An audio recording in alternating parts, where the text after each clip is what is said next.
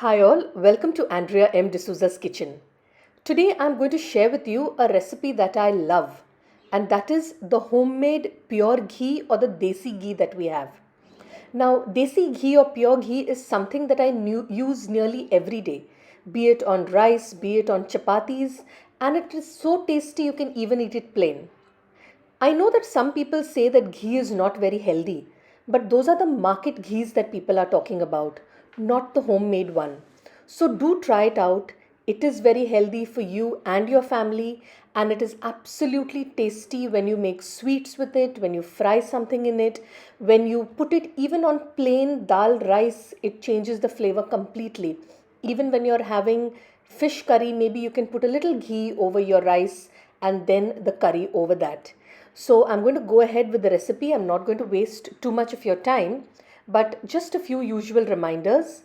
Do remember to like this video and to share it with your family and friends who love good cooking. And also check out my other videos on my YouTube channel, Andrea M. D'Souza's Kitchen, and share it with everyone that you'd like to share it with.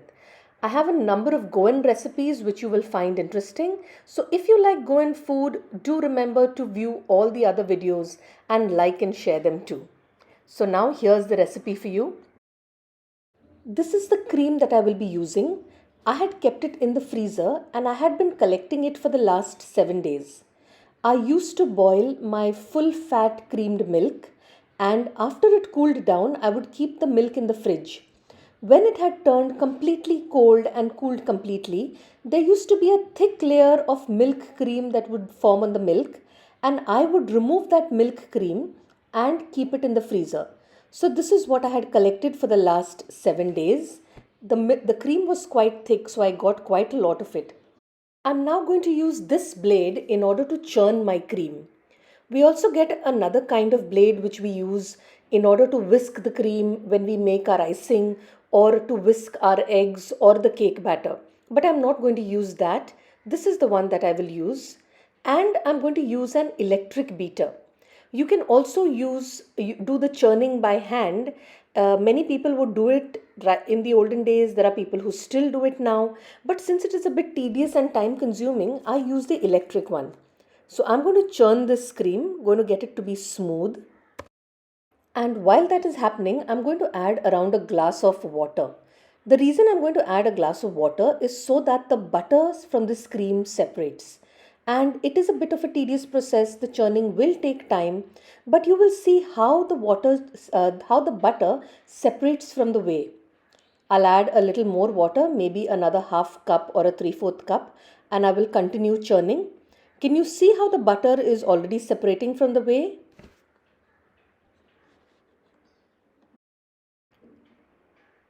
Right now, you can actually see the pieces of butter coming together. Continue with it for a little while longer. You can also add some more water if you want. The water that you add to this later, when you separate the butter and that whey or the water, you can use the water in your chapatis, you can use it to make your dals, you can use it in your vegetables, maybe in your pulses. Can you see how the butter is coming together? And this butter is absolutely beautiful. It's very tasty. It's saltless butter. You can use this butter even on your chapatis, on your parathas, even on plain slices of bread if you want. And you can add some sugar to it and it tastes heavenly. Can you see the butter coming together? So now what I'm going to do is I'm going to separate this butter from the whey and I'm going to pass it through water. I'd like to wash the butter a little bit first. So I'm going to pass it through water. I'm squeezing out the whey completely and I'm putting it in another bowl. So there it is. All my butter is coming out into this bowl, which I want to pass through water and I want to clean first.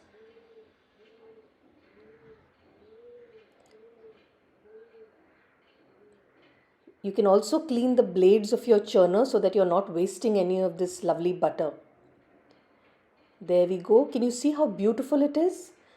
And this is the way, as I said earlier, which we can use in order to make our chapatis, dals, etc.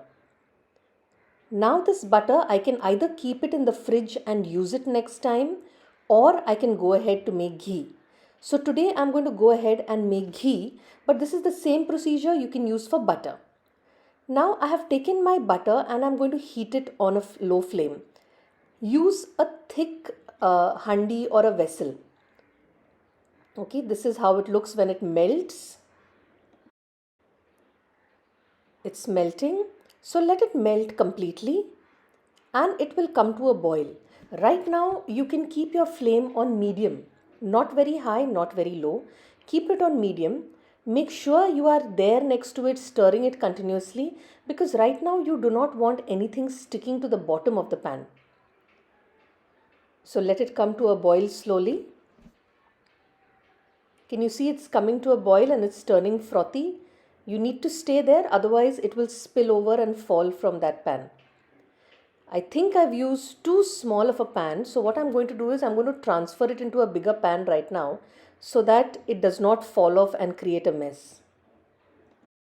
So I think I'm going to now pour it into a bigger heavy bottomed handi. Okay, I'm doing that right now. And then I'm going to let it boil, continue boiling on a medium flame and stir it occasionally for the time being. After a while, this is what it will look like. You will find that becoming thicker. And it will also stick to the bottom. So make sure you do not allow anything to burn at this stage. After a while, this is what it will look like. The milk residue is going to start sticking to the bottom, so you need to be very careful and scrape it from the bottom. And slowly you can see the ghee coming together. Can you see how beautiful this homemade pure ghee looks? You will continue to stir it and continue to remove that residue from the bottom. So there's our ghee. It looks beautiful, doesn't it?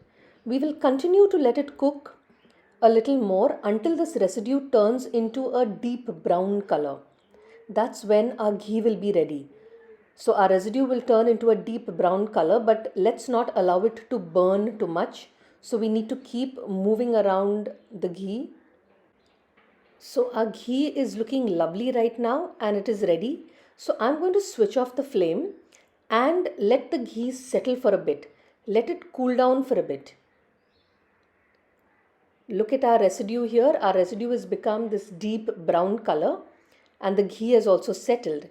So once it has cooled down and settled, I'm going to take a spoon and I'm going to take the top part of the ghee and run it through a sieve. I do not want any of the residue pieces falling into the bottle where I'm going to store the ghee.